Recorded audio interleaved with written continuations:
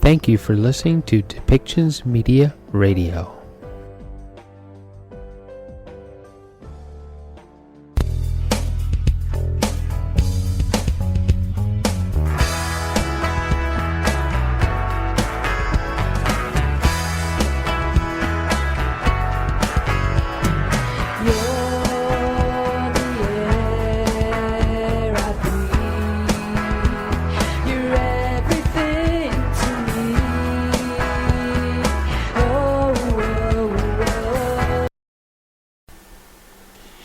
Welcome back, everyone. Our next guest, she is passionate and empathetic, and she's into sales. Now, I know everybody, they have this idea of like the car salesman who's slimy, icky, slimy, and tries to talk you into things that you don't want. He tries to bulldoze you into whatever car he can get you into, and that is not the ideal idea of selling. Selling isn't about teaching people to, or trying to talk them into, garbage they don't want. Selling is really about building a relationship with a person so that you understand what their needs are, what their fears are, how they think, kind of being that best friend so that when a need does come along that you can say, hey, I got something that can help that. Okay, so one of the experts on that is a new friend of mine, and she's really good at being your friend, is Darleen Priday. And we connected over quite a number of things, because after all, she's been selling for over 25 years, and she's been in one of the leadership roles of company sales departments, and she does it in a authentic way. She doesn't want to teach you selling so that you feel icky about it. She wants you to talk about your business in a way that people, they want to jump on board and be a part of what it is that you have to offer. They want to invite you into their lives so that you can help them, so you can be of service. Relationships are the number one key that she says to building a good relationship is the key to selling. Not trying to force feed a bunch of garbage that nobody really wants anyway. So, why don't we listen to what Darleen has to say in our next episode?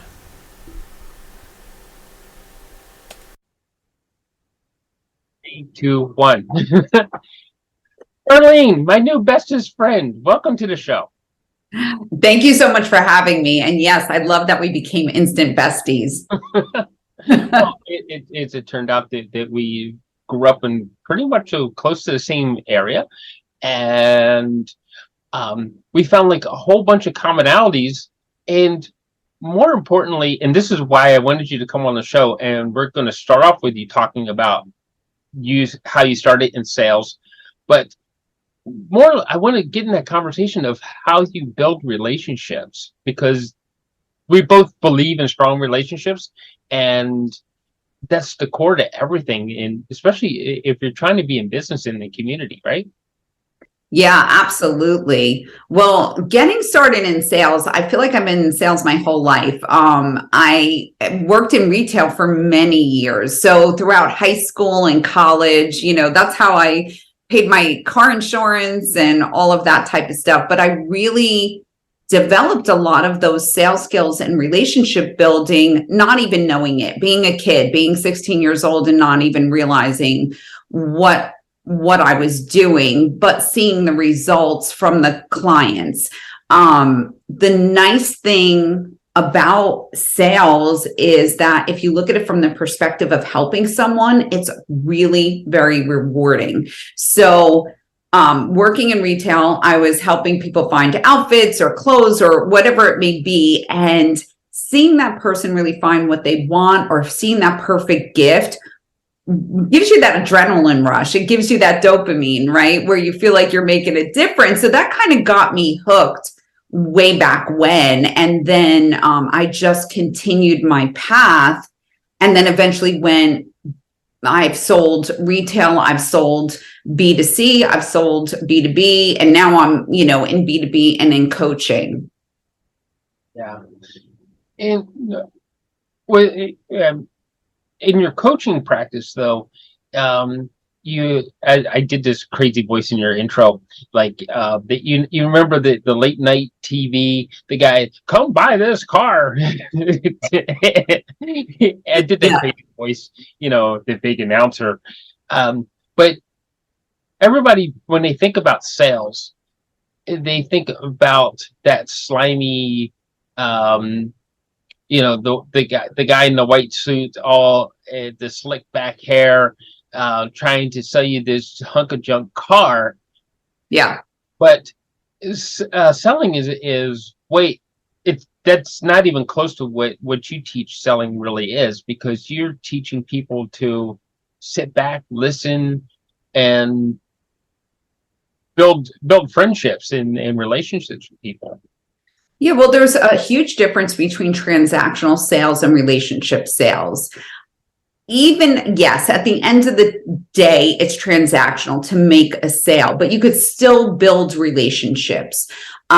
If your goal of having that sales conversation is truly trying to help that person, and I say it's empathetic selling, putting yourself in that person's situation. What would you want to know? What would you want somebody to have your back? What would you want to be told about something to make sure it's the right fit, regardless of what the outcome is? That's where the magic happens, because the transaction is trust. You're building trust in that conversation, and you're building that relationship versus just getting a sale, because that leads to long-term engagement, that leads to referrals, that leads to client satisfaction.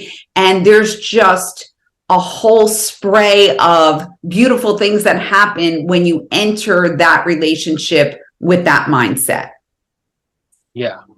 That's so true. I know when because I guess I still am in sales, because I had to kind of, we'll put this in quotation marks, I had to sell you of the idea of coming onto this podcast, right? And there was a whole process, and so I had to, again, in quotation marks, sell you. But in that particular instance, it's more like an invitation. It's not like I did this farmers market thing where we were selling these meat pies.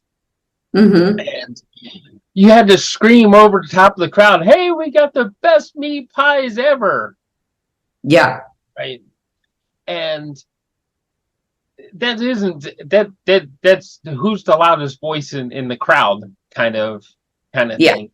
And with bring you onto the podcast and bring you onto the show, it's more of a gentle, hey, come on, I like what it is you have to say. I like your message. You're spreading love around our planet. Right?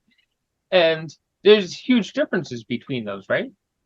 Yeah. And I think also what people don't realize is just because their title within their job is not sales, we all sell in some way, shape, or form, whether it's pitching your ideas to your boss or to your clients, or sharing value, or even convincing your husband to do another DIY project, or, I'm not using that as, personal example or anything, but we're always selling things. And really, if you do it well, it's an art of listening, actively listening, understanding what the person is saying. So many times people have a sales script in their head where, regardless what the person is saying or what their pain points are or whatever, the other person is just trying to get out what they want to say, their information, and they're not really taking that feedback. When you actively listen and again, empathize with, okay, where is this person coming from? Then you're going to be able to figure out, is my solution the best thing for this person? You had that interview with me. If it was two ways, right? You were telling me about your podcast, but you were also seeing if I was going to be a good guest for your audience. So if that didn't happen, if one part failed, we could part as friends, we could have a great conversation. So the end of that conversation still would have been a relationship, but not necessarily a guest for your show. Does that make sense? Well, it does make sense. And I had to say this, who wouldn't want to be friends with you? But that's what I'm saying, but yeah, exactly, right. Yeah, and it has happened that some of the people who refer me either for other parts of our business, they didn't make it to the show. Yeah, because they either weren't a right fit for the audience, or my audience wasn't a fit for them. Mm-hmm. But we built the relationship a different way. Absolutely. We were kind of chatting about this before we started recording, is when you cast too wide of a net and you don't even know who your target is, you're actually doing yourself a disservice, because bringing in the wrong client is one, it's not good for the client, it's not good for you, it's not good for your long-term business. Niching down and understanding who you can serve and the value that you can bring, when you're just sharing that and it's not going to be for everybody, you're going to bring in the right clients and you're going to be able to serve them really well, because you're not just saying, oh, I can serve everybody. Yeah. Well, okay, well, let's pick on some of the big boxes around. Walmart even admits that they aren't a fit for everyone. Yeah. Yeah. And I can tell you how Tiffany's, right as you walk in the door, they start ruling out people that they don't think are part of their audience. Just from you walking in their door, right? For sure. I actually went to college right around the corner from Tiffany's. So, we would go in there as college kids. They knew we didn't have money, right? And we were not allowed on certain floors, right? But we always loved looking and, that type of stuff. But yes, they definitely have, an audience, and they know who they're catering to. And it is important to identify what your ideal client is. Even with coaching, can I serve? I could probably sell anything at this point in my life, right? But do I want to? Where's my skills best? Who is going to get the most benefit out of my coaching program? Do I believe in what they're doing? For me, it's a discovery call, not a sales call when somebody needs my services, because if I don't really believe in what they're doing either, I can't get behind it and really help them in the best way possible. But there's other people that possibly could. Mm-hmm. Well, that's the art and beauty of the referral, right? Yeah. Another tool that we can use to actually keep somebody in our loop and build a relationship with. You teach a whole bit on referrals and how to use that to keep in touch with somebody. Absolutely. And to build that trust, right? Because when they trust you, when they know you, even if they're not going to use your services, if you were honest with them and gave them to the right person who can support them, they may know other people that need you. And they already know that you're a straight shooter. You're not going to just sell everybody, and they can make recommendations and referrals to you and build your network just by sharing what you do, even if it wasn't for them. Yeah. Totally understand that part. So in the end, it is important to niche down so that you can serve people at your best, right? Absolutely. And, niching down is not eliminating. I think it's a matter of generosity mindset and scarcity mindset. When you have a scarcity mindset, you have to be everything to everybody.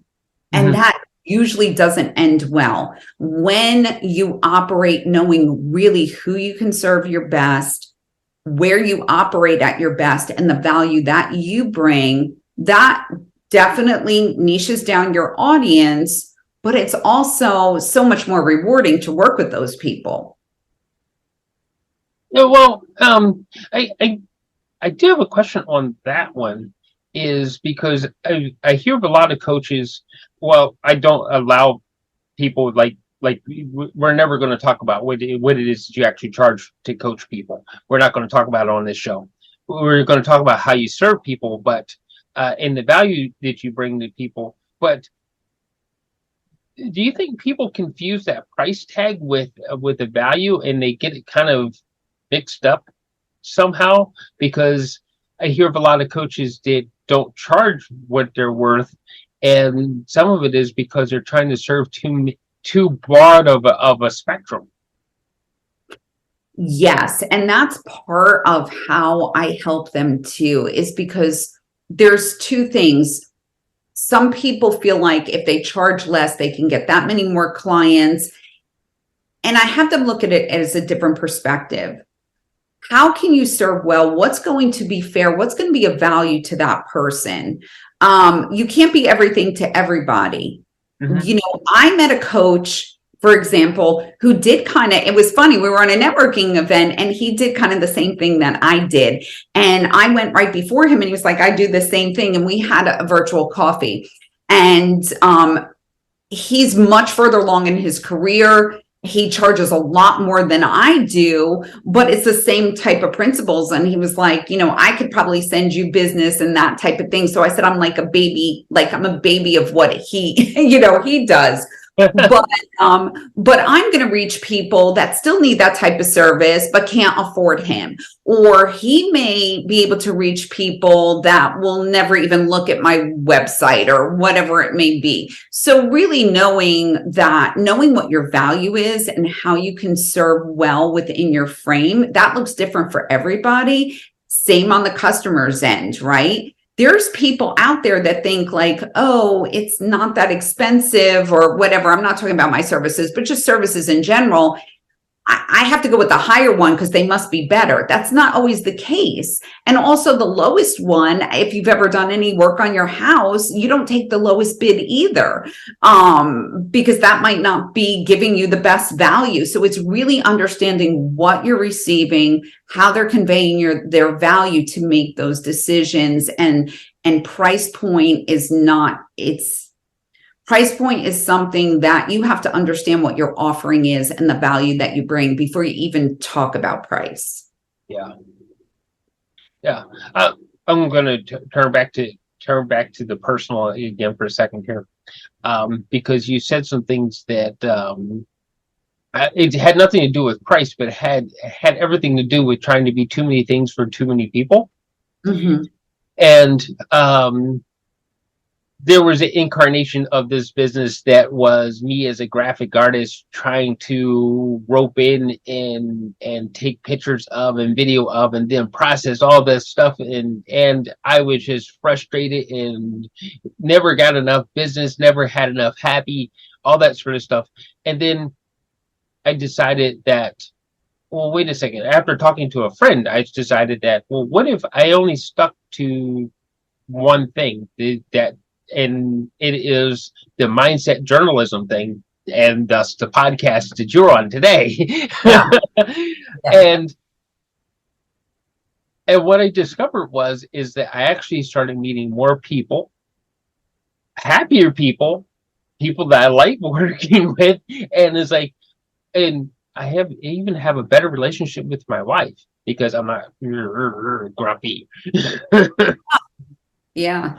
No, that definitely, it makes sense because you carry over what you're feeling in your work into your personal life and everything like that. So really when you try to be everything for everybody, whether it's in sales, whether it's in just work in general or anything, that's where the rub comes in. And then you're not really serving yourself well. Mm-hmm. I have an example when I was in retail of, we would open up a credit card, right? So the department store wanted every single person to be asked, do you want to open a credit card? Do you want to open a credit card? That type of thing. I wouldn't do it for everybody because I'm putting myself in their position. If they have something for $10, they're not going to open up a credit card to save 10%. Why would I ask them, right? So I was more strategic, and I'm talking about being a 17-year-old, right? Like I'd find somebody walking around with like an armful of clothes and be like, hey, you're buying a ton of stuff. You could get 20% off today if you get the credit card. Let me put it by the register or whatever. I opened up the most credit cards out of everybody, but I always got in trouble because I didn't ask everybody. That was always like, they didn't look at the result like she's opening up the most credit cards. It was like, you're not asking every single person. I would feel like an idiot when I was asking somebody with, a pair of slippers if they want to save 20% off of a $10 item. So, trying to follow rules. That's why a lot of these sales systems don't work, because it has to be personalized to your bend, your personality, and be authentic, an extension of you, versus there is no magic formula. I don't care what anybody says. If there was, I would buy it, right? Being able to be authentic, there are good, kind of guidelines to follow and different things like that. But when you are your true self, people identify with that, people connect with that, and people are able to trust you and move forward with you because they can feel your passion and your, authenticness through that engagement.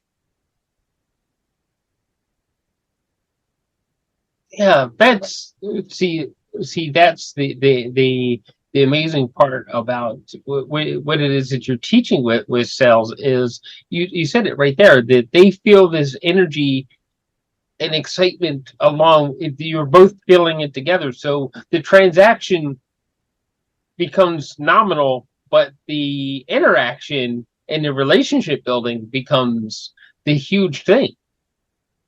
When I get a client that I know I can help, yes, everybody needs money to survive, but that is not the motivation, right?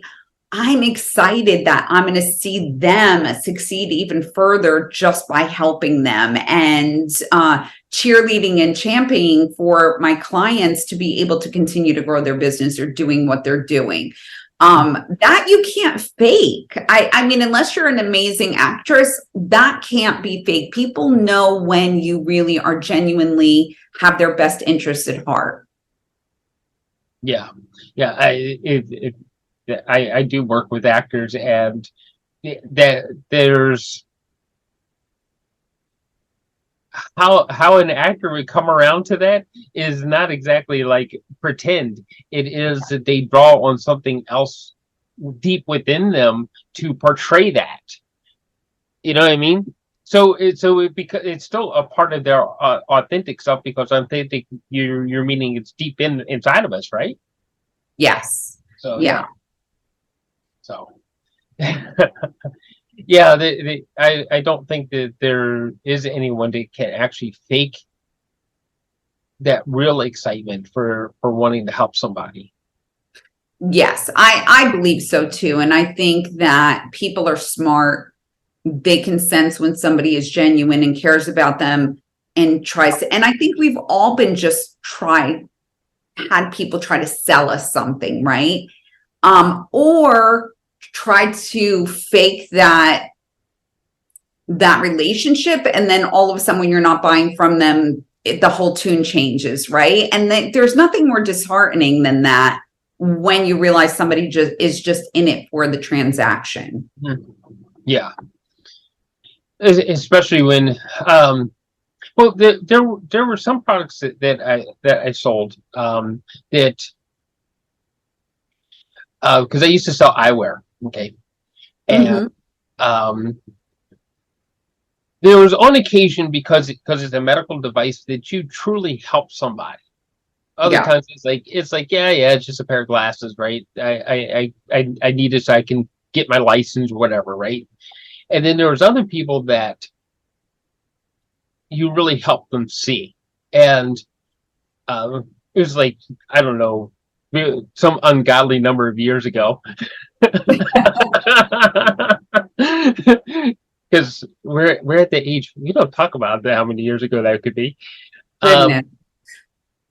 And I I had sold this lady a pair of glasses, made sure they fit properly. She was seeing well, right? And sure enough, I go out for a beer with my buddies. Who would I run into?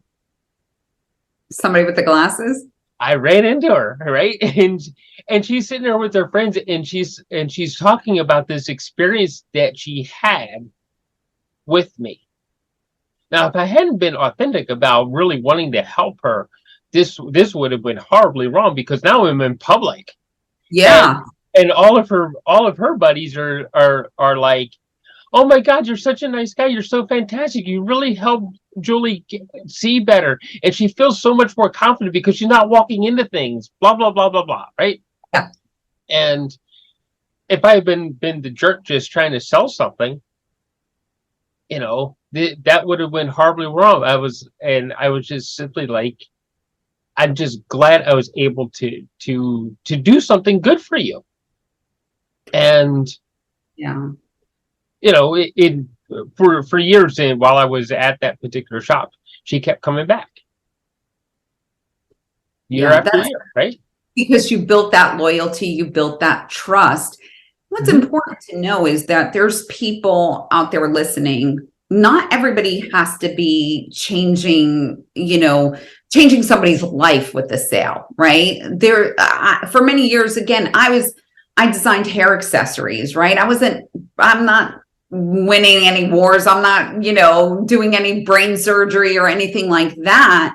But I took that responsibility to try to get the best value for my clients, for the end customer, that they were getting a great value, that they were getting something that would make them feel good, or whatever it is, whatever that win is. With Yeah, anything, there are wins, whether it's service, products, anything. So if you have that end goal in mind, that you are doing the best you can within whatever space you're in, that's rewarding. It doesn't have to necessarily, I would imagine helping somebody's eyesight, or, for me, seeing a business grow is really exciting. And I feel like I'm helping people and changing their lives. But there's many years that I did other things that didn't necessarily, I felt like, were that impactful. But looking back, it really was, because you're giving the best to that person. right. Is the I always wanted, especially in just in business in general. When somebody comes across my path, I want them to feel a little bit happier after leaving. Yes. Yeah. 100%. And I love helping people. I also love telling people what to do at times. so, so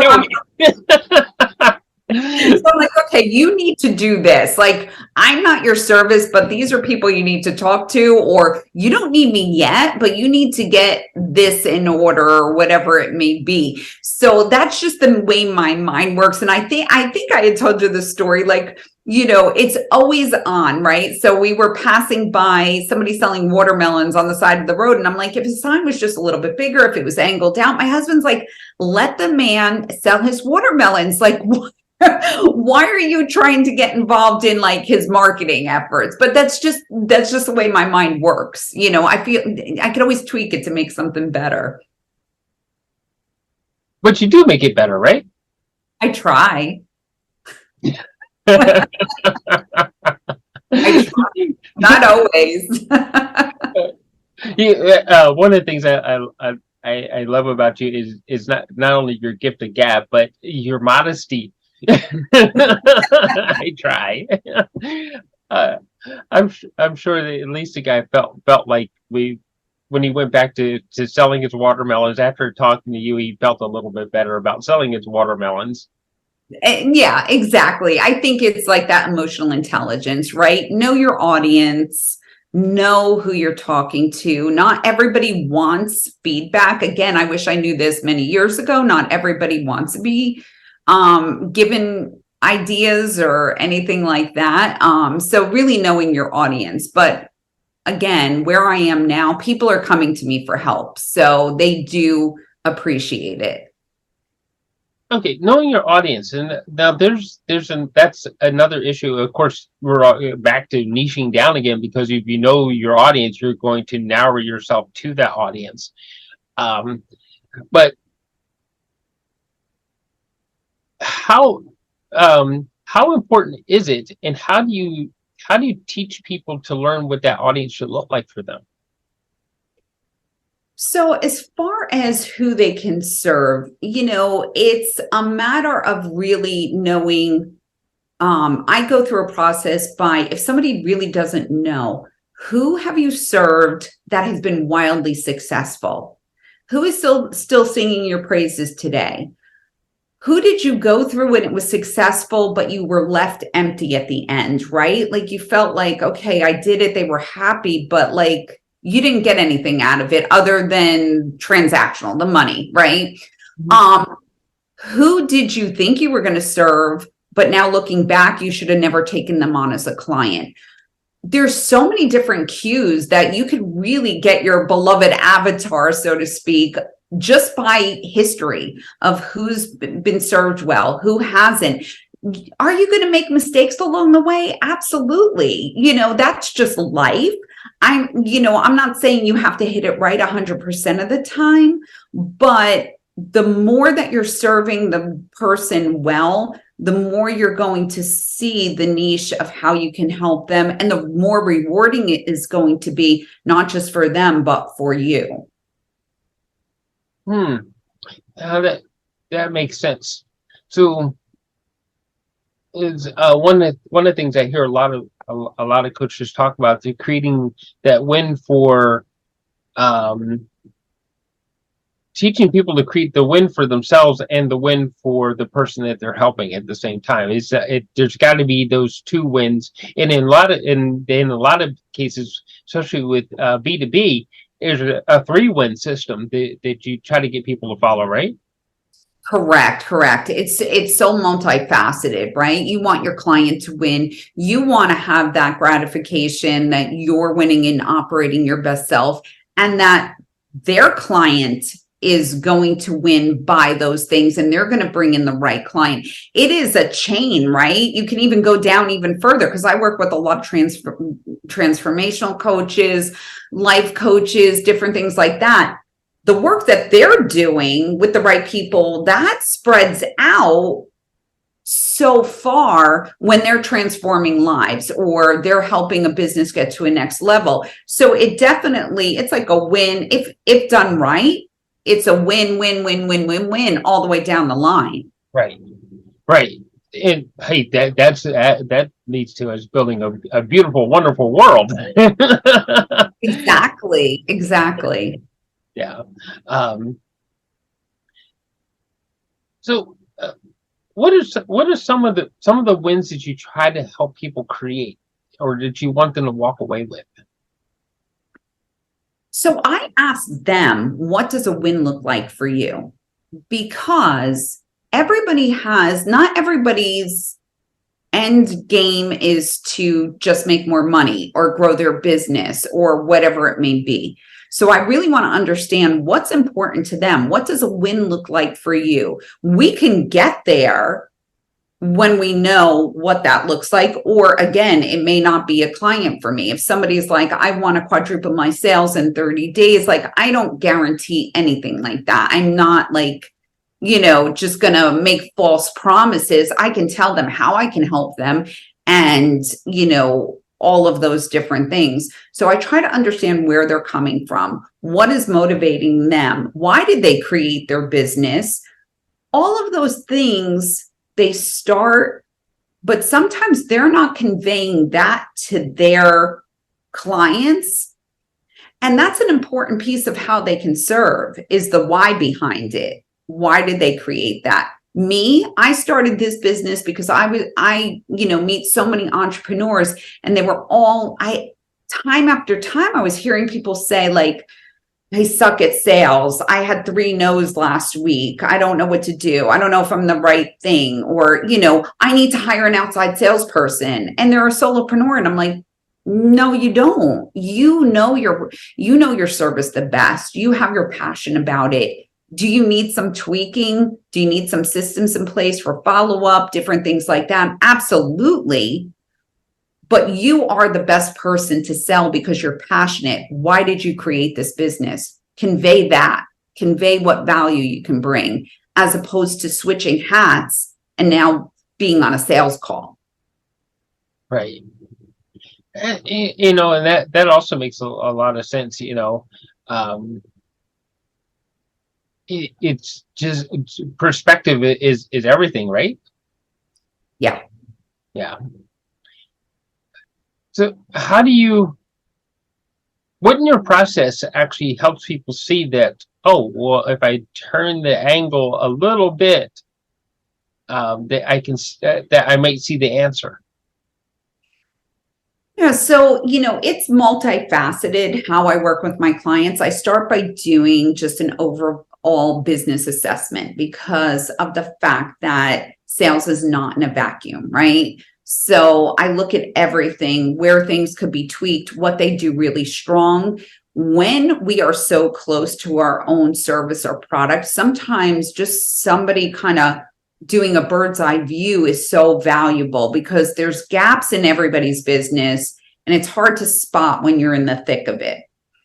Then I really understand a little bit more, and I go through, if somebody wants to work with me, I go through a very extensive discovery form, asking them a ton of questions, and then kind of painting that picture of who they are, how they like to communicate, what makes them uncomfortable about the sales process, really digging into more of the mindset. And then I create talking points for them that convey the value and help them really portray those conversations that are authentic to them. So not everybody, there's not one magic pill out there to say, if you follow these things, you're going to be an amazing salesperson. But what I do is enable them to share their value and create those relationships, which inevitably will bring in the right clients and be more comfortable about sharing price. I meet so many people who are incredible. When they get to price, they stiffen up. They feel like they have to apologize for what they're charging. Now, if it's all in alignment, you should say confidently, again, what your services are worth. If it's not for everybody, it doesn't mean you're a bad person. It doesn't mean they're not a good person. So the end goal of that conversation is not, did they buy or did they not? It's, did I convey my value? Did I build trust? And did I build a relationship? Because whether they buy from me now, whether they buy from me in 6 months, or whether they just refer people to me, having that relationship, it's not just, the end goal is not just a sale or no sale. Yeah. Very cool. So if you could give one piece of advice would put someone on the right road, rather they eventually find you on that road or don't find you on that road, but at least they start to find what they believe to be success, what would that one piece of advice be? I would say I cannot emphasize the need to follow up. I could sing it from the rafters. So many people have conversations, they feel like the person doesn't need them or whatever it may be, and they're not nurturing them. They're not keeping in touch. I would say a lot of the people that speak to potential clients, it may not be, everybody buys at different times. There's different reasons and different things like that. But everybody's clamoring for our attention. If you're not at least touching base and keeping forefront of mind at some point, they may need that service, but they're not going to even remember they spoke to you, or somebody new might be coming in with that. So really following up, but not just following up like, hey, do you want to buy from me now?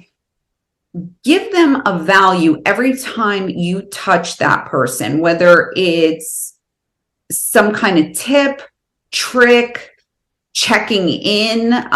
If somebody's like, I can't do it now. We, have a lot of financial obligations. My daughter's getting married or whatever, like make those notes, follow up, see how they're doing.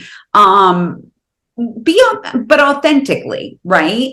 Right. But without the follow-up and without that nurturing, even if you have a great conversation, it is dying there. That's the end of it.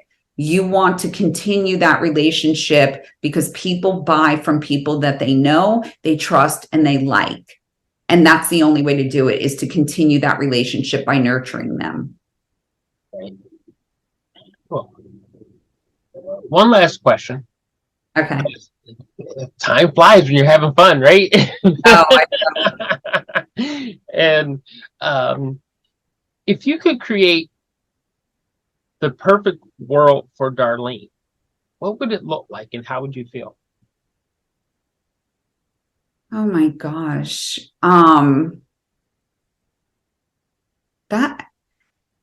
That's a good question. I think for me, like, I would love to not have to charge anybody anything. I would just like to help people, right? And not have to worry, like, I'm not like the financial person or whatever. I would just like to do what I do and like kind of just sit and chat with everybody, right? Like that would be my perfect world, is getting, helping people, making connections and building relationships and not having to worry about anything financial.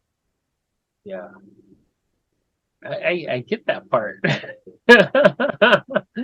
Yeah, it's always that wolf that sits at the door like, I need the money or else you're moving, or this gets turned off or something like that, right? It's always somebody sitting there with on the money issue. Yeah. But so that you do get to pay your rent and keep your phone going and keep your wonderful smile and everything. What are the best ways to get a hold of you, work with you, and grow our business with you? Yeah. So anybody can visit my website, dp-consults.com. There's some information about what I offer and how I work with people. And also there's, a questionnaire, and they can book a discovery call with me. And it would just be that, because again, I want to help the people that really need it. And if I'm not the right solution, I have an amazing network of people who can help. They can also connect with me on LinkedIn. I am big on LinkedIn. So Darleen, and that's Darleen, Priday, Priday. And I would love to connect there too. Awesome. Thank you so much for today. It's been wonderful. I love talking to you. It's awesome. Yeah, we have to schedule like just a monthly touch base just to catch up. We will do that. And hey, you know what? And that just went live on air too. So I really have to do it now, don't I? Oh, okay, good. Yes, exactly. I'm holding you to that. There you go. Accountability also. Yes, I don't want you to be like, Darleen who? Okay, thank you everybody for listening today. And please do connect with Darleen. Trust me, you're going to have a wonderful time working with her, and she is really going to help you grow your business by building relationships and a little bit of selling on the side. That's it. Thanks.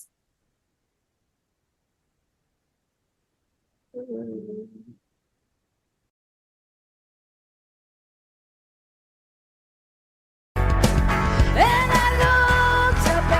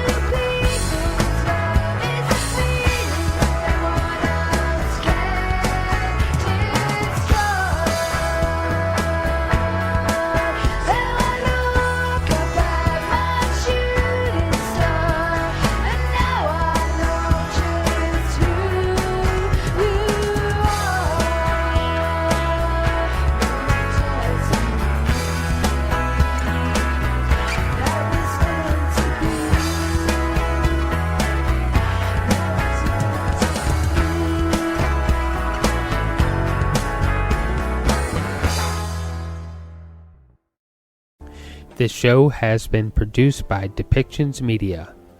Please contact us at depictions.media for more information.